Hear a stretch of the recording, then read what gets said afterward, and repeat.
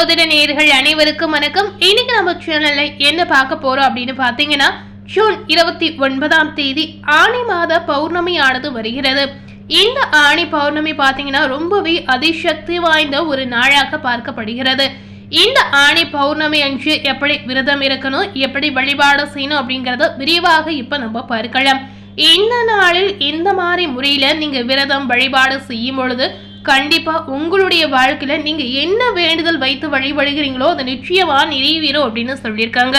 அது மட்டும் இல்லாமல் இந்த பௌர்ணமியுடைய தாக்கத்தால் மீனம் ராசி நேயர்களுக்கு என்ன மாதிரியான அதிர்ஷ்டங்கள் காத்திருக்கு, என்ன மாதிரியான ஆபத்தான விளைவுகளை நீங்க சந்திக்க போறீங்க அப்படிங்கறத விரைவாக நம்ம பார்த்து இப்ப பயன்பெறலாம். மீனம் ராசி நேயர்கள் எந்த நட்சத்திரத்தில் பிறந்திருந்தாலும் இந்த வீடியோவை ஸ்கிப் பண்ணாம முழுமையா பார்த்து பயன்பெறுங்க. இந்த ஆடி பௌர்ணமி அன்று எப்படி விரதம் இருக்கணும், எப்படி வழிபாடு செய்யணும் அப்படிங்கறத முதல்ல நம்ம பார்க்கலாம். ஆணி மாத பௌர்ணமி தினத்துல விரதம் இருந்து இறைவனை வழிபட்டாலும் சரிங்க, இரவில் சந்திர தரிசனம் செய்தாலும் சரிங்க, இந்த இரண்டு விஷயத்துமே நீங்க செய்து வந்தீங்கன்னா மிக அற்புதமான பலனை கண்டிப்பா உங்க வாழ்க்கையில எதிர்பார்க்காத அளவிற்கு நீங்க நிச்சயமா பெறுவீங்க. அது மட்டுமில்லாமல் இறைவனுக்கு முக்கணிகள் படைத்து இந்த நாளில் வழிபடுவது மிக மிக முக்கியமாகவே சொல்லியிருக்காங்க.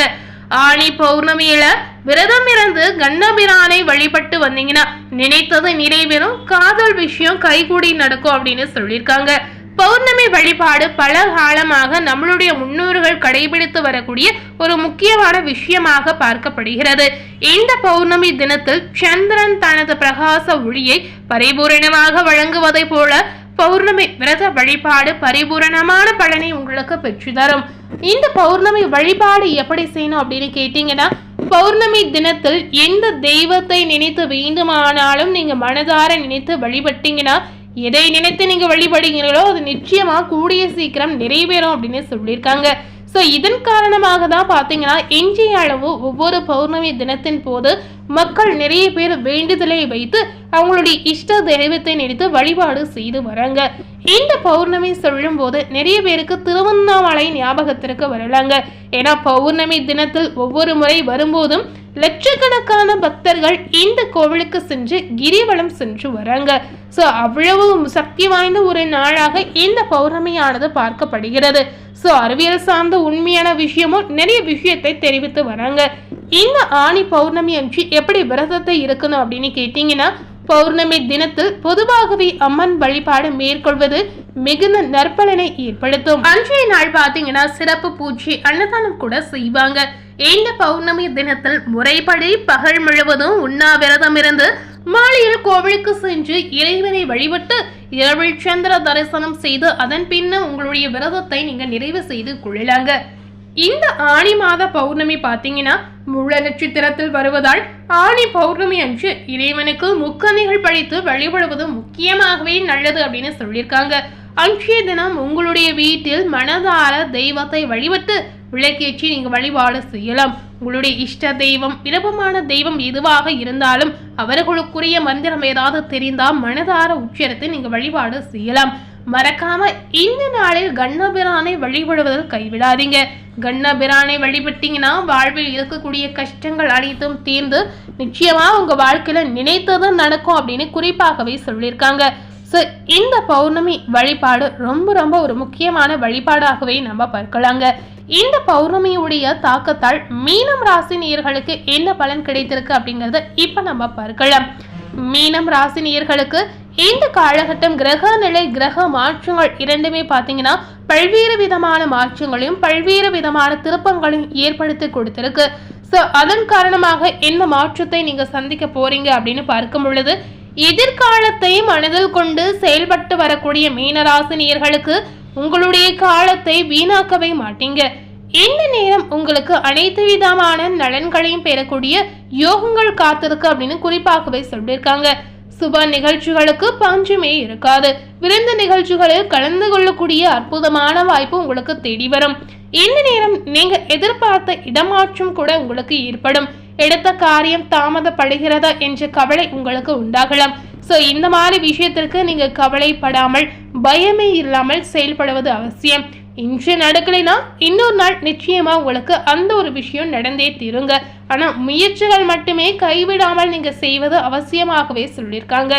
இரவில் நீண்ட நேரம் கண் விழிக்க வேண்டிய சூழல் கூட சில நேயர்களுக்கு உண்டாகலாம். சோ என்னதான் கடினமா உழைக்க வேண்டிய ஒரு கட்டாயமான சூழல் இருந்தாலும் ஆரோக்கியத்திலுமே நீங்க கொஞ்சம் கவனம் செலுத்துவது அவசியம்.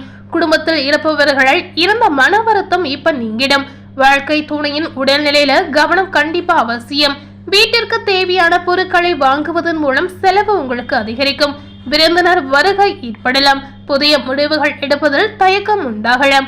பழைய பாக்கிகள் வசூலாவதில் ஒருவிதமான தாமதங்கள் உண்டாகும். பிள்ளைகள் வெளியில செலவு உண்டாகலாம்.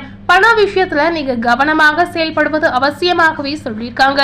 தொழில் வியாபாரம் எதிர்பார்த்ததை விட அதிகமான லாபத்தை பெற்று தரும். ஆனால் தொழில் வியாபாரத்தில் ஈடுபட்டு இருக்கவர்களுடைய நேயர்களுக்கு எப்போதும் பிஸியாக காணப்படக்கூடிய வாய்ப்புகள் இருக்கிறது. செலவுகள் அதிகரிக்கும். உத்தியோகத்தில் இருப்பவர்கள் கூடுதலாக உழைக்க வேண்டிய சூழல் உண்டாகலாம். கடன் விவகாரங்களில் கொடுக்கல் வாங்கலிலும் எச்சரிக்கை அவசியம். பொறுப்புகள் அதிகரிக்கக்கூடிய ஒரு காலகட்டமாக உங்களுக்கு இருக்கிறது. பெண்களுக்கு பயணங்கள் செல்ல நேரலாம். எடுத்த வேலையை செய்து முடிக்க கால தாமதம் எடுத்துக்கொள்ளும். வழக்கத்தை விட கூடுதலாக உழைக்க வேண்டிய ஒரு சூழல் கண்டிப்பா ஏற்படும். கலைத்துறையில இருக்கக்கூடிய மீனராசி நேயர்களுக்கு மிகுந்த உகந்த காலகட்டமாக உங்களுக்கு அமைந்திருக்கு. கைக்கு எட்டிய அனைத்து வாய்ப்புகளையுமே பயன்படுத்தி முன்னேற்ற பாதையில நீங்க நிச்சயமா செல்வீங்க அப்படிங்கறத குறிப்பாகவே சொல்லியிருக்காங்க. சோ நீங்க ஏதாவது புதிய முயற்சி செய்யணும்னு நினைச்சீங்கன்னா கண்டிப்பா இந்த நேரத்துல அதை செய்யலாம். அரசியல்வாதிகளுக்கு சமூக சேவர்களுக்கு பலன்கள் நன்மை தீமை என கலந்து கிடைக்க போகிறது. ஆனாலும் சிறப்பான மாற்றங்களும் இருக்கிறது. இந்த ஒரு வேலையை செய்யும் போது கூடுதல் கவனத்துடன் செய்திடுங்க. செலவுகள் அதிகரிக்கிறது அப்படின்னு நீங்க பயப்பட வேண்டிய ஒரு அவசியமே கிடையாது. வரவு ஒரு புறம் இருந்தால் இன்னொரு புறம் செலவு உங்களுக்கு அதிகரிக்கும். மாணவர்களுக்கு கல்வியில வெற்றி பெற கூடுதல் நேரம் ஒதுக்கி பாடங்களை படிப்பது நல்லது அப்படின்னு சொல்லியிருக்காங்க. இதனால மாணவர்களுக்கு பொறுப்பு அதிகரிக்கும். குடும்பத்தில் நிம்மதி குறையும்படியான சூழ்நிலை உண்டாகலாம். கணவன் மனைவிக்கிடையே வீண் வாக்குவாதங்கள் ஏற்பட்டு நீங்கலாம். பிள்ளைகளுடைய ஆரோக்கியத்துல கவனம் செலுத்தி வாருங்க.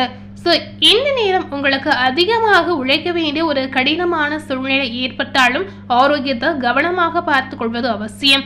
பெண்களுக்கு எந்த ஒரு விஷயத்துல நீங்க ஈடுபடும் போது கண்டிப்பா ஒரு முறைக்கு இருமுறை யோசித்து செயல்படுங்க. இந்த காலகட்டம் மீனம் ராசினியர்களுக்கு நிறைய மாற்றங்கள் உண்டாகக்கூடிய ஒரு காலகட்டமாக அமைந்திருக்கு. இன்னைக்கு நம்ம சேனல்ல பௌர்ணமியுடைய தாக்கத்தால் மீனம் ராசினியர்களுக்கு கிடைத்திருக்கக்கூடிய மாற்றங்கள் என்னென்ன அப்படின்னு தெரிந்திருப்பீங்க. மேலும் இது போல ஒரு புதிய தகவலை தெரிந்து கொள்ளணும் அப்படின்னு நினைத்தீங்கன்னா மறக்காம நம்ம சேனலை சப்ஸ்கிரைப் பண்ணி பக்கத்துல இருக்கக்கூடிய பெல் பட்டனையும் மறக்காம பிரஸ் பண்ணிடுங்க. நீங்க சப்ஸ்கிரைப் பண்ணா மட்டுமே நம்ம சேனல்ல போடக்கூடிய எல்லா நியூ அப்டேட்டான வீடியோஸும் நீங்க உடனுக்குடன் பார்த்து தெரிந்து கொள்ளலாம். தேங்க்யூ.